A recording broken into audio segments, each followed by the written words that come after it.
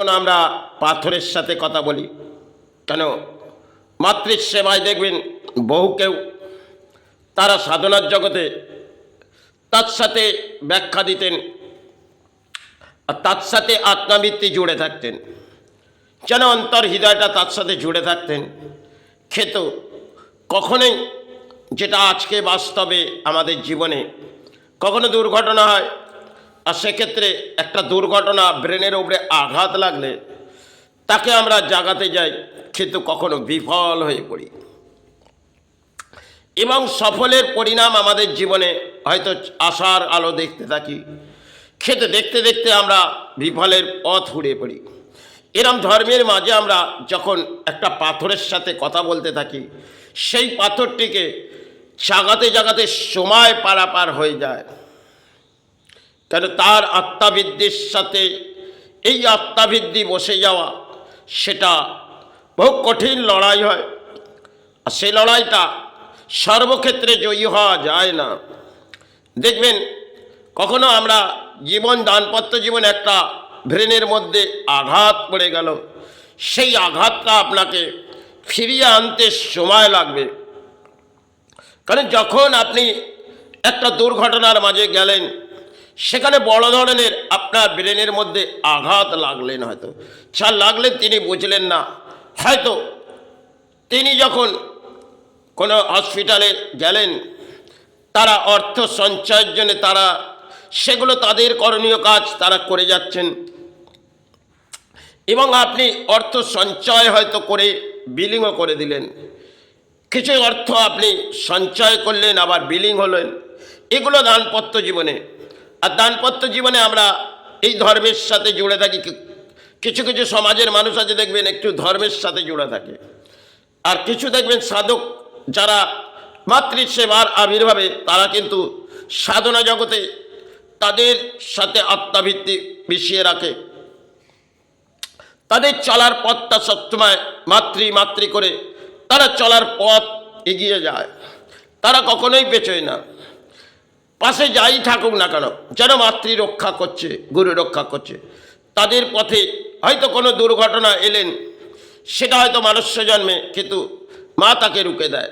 একটা সময় এই দাম্পত্য জীবনে আমার একটি নয় বারংবার দুর্ঘটনা হয়েছে। সে দুর্ঘটনাগুলো মৃত্যুর মুখ থেকে আমি ফিরে এসেছি। আবার একটা সময় এমন এলেন, পথে পড়ে গেলাম, সারা শরীরটা।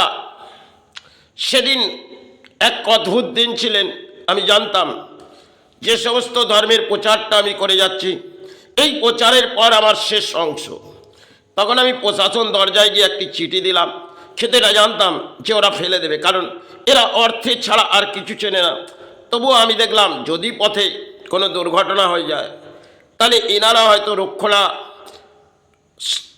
রক্ষণা নাই পারুক, কিন্তু সন্তান পরিবারের কাছে কায়াটা পৌঁছে দেবে।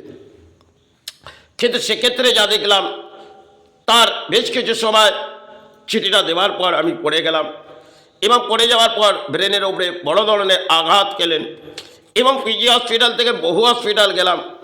আমাদের আশেপাশে একটি ব্রেনের ডাক্তার, তিনি অর্ণব ব্যানার্জি বলে এই ধরনের নাম, তার সাথে সময় এত বৈঠক হলে, বৈঠক হওয়ার পর আমি যখন তাদেরকে কসাইখানা বললাম, তিনি কিন্তু সেটা মেনে নিয়েছিলেন, কেন আমি কিছু লজিক দিয়েছিলাম। কেন একটা পড়ে গেলে একটা সিটি স্ক্যান এবং এমআরআই, এটা হয়তো বর্তমান দিনে এগুলো হয়তো প্রয়োজন হতে পারে, কিন্তু 4টি ব্লাড রিপোর্ট এটা আমি মনে করি না ডাক্তারের সমাজের প্রয়োজন। কিন্তু আমি ভারতবর্ষের বহু ডাক্তারের সাথে মিশেছি, আর বাংলায় এসে যা দেখেছি, এই বাংলায় কসাইখানা ছাড়া আর তো কিছু নেই। তবে দুর্ভোগ থাকলে আমাকে মেনে নিয়ে চলতে হবে। একটা অপারেশন, এটা আমার জীবনে হয়তো কেটেছে, সেই অপারেশনটা ভুল পথেই ছিল, কিন্তু আমি রুখেছিলাম, কিন্তু সেখানে নিরুপায় হয়ে গেলাম। যখন রেল থেকে মৃত্যুর মুখে লড়াই করে ফিরে পড়লাম এবং বিস্ফোট থেকে বেঁচে গেলাম, সবই মহামায়ের আবির্ভাবের খেলা। এবং সে একটা সময় যখন কটা ইসলামের মানুষ 93 দাঙ্গায় আমাকে প্রাণে মেরে দিতে চাইলেন, তারা পারলেন না, কারণ হয়তো একটি ছুরি সেটি ফেললেন, আর হয়তো 2-1টি গুলি দূর পথে এগিয়ে গেলাম, কিন্তু কখনোই তারা যতটাই সেই করণীয় কাজ করতে যাক তারা বিফল হয়েছিলেন। রেল থেকে যখন পড়ে গেলাম, একটা পা নিচ স্তরে চলে গেলেন, মা বলে চিৎকার করলাম, যেন মা গাড়িতে তুলে দিলেন। আবার যখন বসস্থানে পড়ে গেলাম, করোনাকালে দুবার ঘটনা হলেন। একবার হসপিটাল থেকে চলে এলাম, কারণ সেই ইউরিনের জায়গাটা সেখানে পোস্টেডে পাইপ দেওয়া যায় না, তারা দিয়েছিলেন। আমি সঙ্গে সঙ্গে রিকভারি করে ছুটি নিলাম এবং সেখান থেকে তার আগে ধর্মের প্রচার আমি শেষ করে ফেলেছি। আমি জানি এবার জীবনযাত্রাটা আমার শেষ পথেই হাঁটছে, তাহলে আমাকে ফিরে যেতে হবে। তবে এখনও যতটা সময় আছি, আমি মাতৃ ছাড়া কিছু বুঝিনি আর গুরু ছাড়া। তাতে কর্ম থাকলে আমি করে যাই, সাথে ধর্ম থাকে আমি তো নিভিয়ে যাই। জীবনে চলার পথে দেখবেন হয়তো বহু সৎকর্ম করেছি, তাতে অসৎ ব্যক্তি কিছু অর্থ লুটেছে, তাদের সঞ্চয় ছিল, তাদের প্রাপ্তি যোগ ছিল, তা হয়তো দিয়েছি, এ নিয়ে ভাবি না। হয়তো বহু শিক্ষা অর্জন করেছি বই পড়ে নয়, কারণ বই পড়ালেখা আমার মধ্যে নেই। আমি যা অন্তরে দয়া ভরে মাতৃ সাহারা বাকি আর গুরু সাহারা, হয়তো বহু কিছু শিক্ষা অর্জন বলতে কাজ কর্মস্থানের মধ্যে আমি বহু লজিক দেখাই, কেন তাতে অর্থ সঞ্চয় হোক চাই বিলিং হোক, এটা আমার জীবনে দানপত্র জীবনে এটা কাটাই। কারণ অর্থের থেকে আমি মনে করি শিক্ষা আমার কাছে সব থেকে প্রয়োজন। তবে এই সমাজে যে আজকে নেটওয়ার্কের শিক্ষা, সেটা আমি মনে করি না।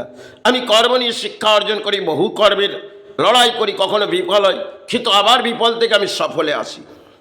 হয়তো বহু সমাজের কাছে যাই, তারা হয়তো অর্থ লোটে, কারো কিছু ভুল ত্রুটি আমারও আছে, আমি আত্মবিশ্বাস করি তাই তারা লোটে। আর যেটা করে রেখেছি সেটা স্থানের মাঝে, বাইরে নয়। যা কিছু হবে এরই আন্ডারে, এর বাইরে নয়। যতক্ষণ আমি জীবিত থাকবো এরই মধ্যে আমার কর্মস্থান থাকবে। কারণ এখানে সমাজে চোরে ভরা, আর এদেরকে দান দিতে দিতে আমার সেবাও একটা সময় বন্ধ হয়ে গেল।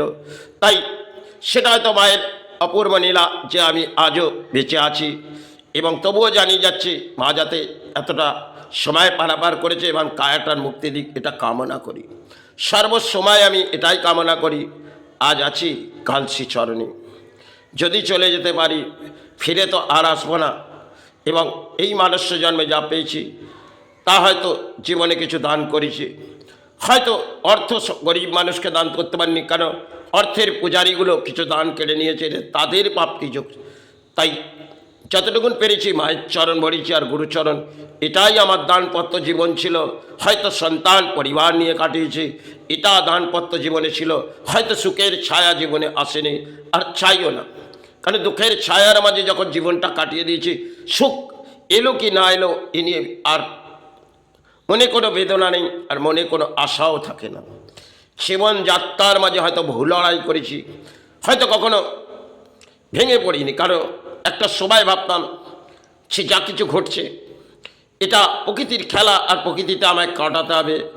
একটা সময় আমি যখন রঘুনাথ রক্ষা করেছি সে সময় মাটি থেকে, এবং যখন মায়ের 8 বছর বয়সে সেবা চালিয়েছি সেটাও মাতৃ আবির্ভাবে। এই ধরনের বহু কিছু হয়তো আজকে 14টা বছর চালু হয়ে গেছে, এবং এর মধ্যে আমাকে শ্রীচরণে যদি মা মুক্তি দেয় এটাই কামনা করে আমি শেষ পর্যায়ে সেবা আবির্ভাব চালিয়ে যাচ্ছি। হয়তো এই বছর যদি মাতৃ সাহারা দেয় শেষ উৎসবটি আমি চালিয়ে যাব। তাতে জীবনের যাই দারিদ্রতা আসুক তাতে আমি কাটিয়ে নিয়েছি, আর যেটুকুন আছে সঞ্চয় করে হয়তো মায়ের সেবা চালাচ্ছি। জয় গুরু, জয় মাই।